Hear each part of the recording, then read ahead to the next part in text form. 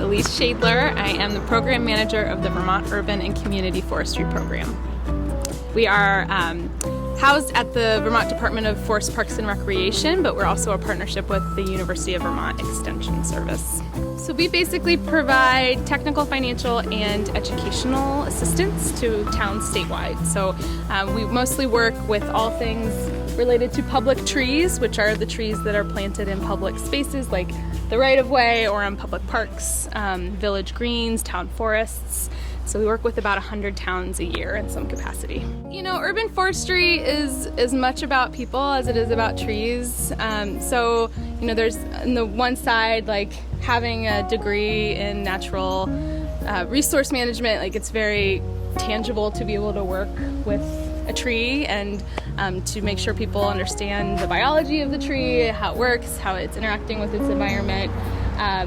Trees provide a lot of benefits, and we're just learning more and more and more about what they're doing for us in these populated places like our urban areas. So that's fun. And then on the other side of it, I really like working with people, and I really like being able to empower people to take charge of something like a tree, which is so tangible. And we do a lot of grants to municipalities, so working with towns to really think about how to manage their urban and community forests better is really engaging and fun work.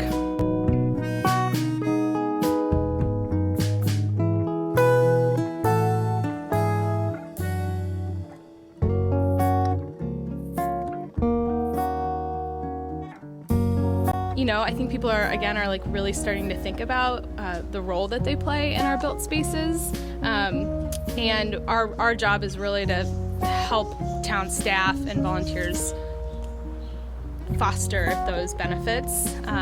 So I'd say in general they're treated well, but it's all about resources and capacity, and a lot of towns just don't have that capacity. It's a very young field, urban forestry, and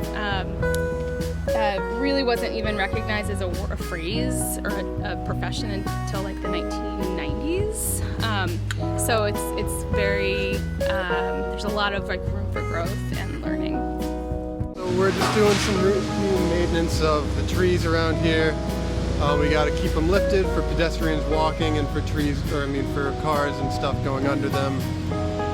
We're getting ready on the sidewalks for the winter where the plows will come down, so we gotta lift everything up. So you can see some of these branches are drooping down a bit, so I'm just trying to keep it up, keep it nice and shaped, and then some of these guys back here are getting up in the crown of the tree and loosening things up, getting all the dead wood out of there. We have some honey locusts right here, they're really pretty. We also have a lot of lindens over here, which I find really pretty. Classic street trees, you know. I'm Andrew. This is my first year working with these guys. I'm still a student up at UVM studying forestry and horticulture. So I'm really pumped to have this job and be working for the city, yeah.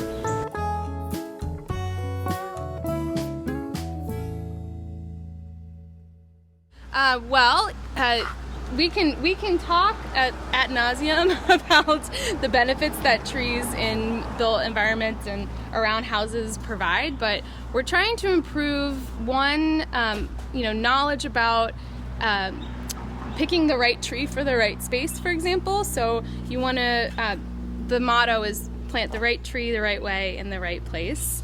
So helping people have a better understanding of different species and what they can plant where. So for example, here we've got overhead wires, so we can't really plant anything that's going to get really big on that side of the road. There's also these underground utilities like our gas lines and our water pipes that we need to be aware of. We're also in a very confined soil space, so there's only about 7 feet wide of this green space to plant in. So really improving the knowledge about what tree might succeed here and how to foster the maintenance of that tree to live for a really long time. Because one of the things that we know is that if you plant a tree in the ground and it only lives about 8-9 years or doesn't even get any bigger than like this locust here, it's not going to be really providing the kind of benefits we want to see. Whereas if you have these large street trees that have mature canopy. They're providing an amazing amount of stormwater, water quality, air quality, noise pollution, light pollution, tree equity. These words are providing all of these benefits. So we're trying to improve the knowledge around species as well as how to grow long-lived big trees. What is tree equity? Okay, so this is a new phrase that we're really just in the past couple months really has been starting to roll out. There's an organization called Urban Forestry that just released this really powerful tool called a tree equity tool. And so they're basically looking at urban areas and relating the amount of tree canopy to other demographic and socioeconomic factors. So there's this process that happened in the early 1900s called redlining, where they basically, bankers would decide where to give loans for home purchases or business purchases, and draw these red lines on maps and basically categorize different neighborhoods as category A, B, C, or D. And now there's all this research looking at that historical practice, which was stopped and it was outlawed in like the 1970s. But we can now see the ramifications of those neighborhoods that were ranked category D, that were chosen to be because they were not predominantly white, upper middle class. Those have far less tree canopy. So we're in a place now where we can say, okay, this historical procedure process led us to a place now where we have much less trees that are providing much less benefits. So we can strategically think about identifying those areas and planting more trees in those places. It's a pretty powerful tool.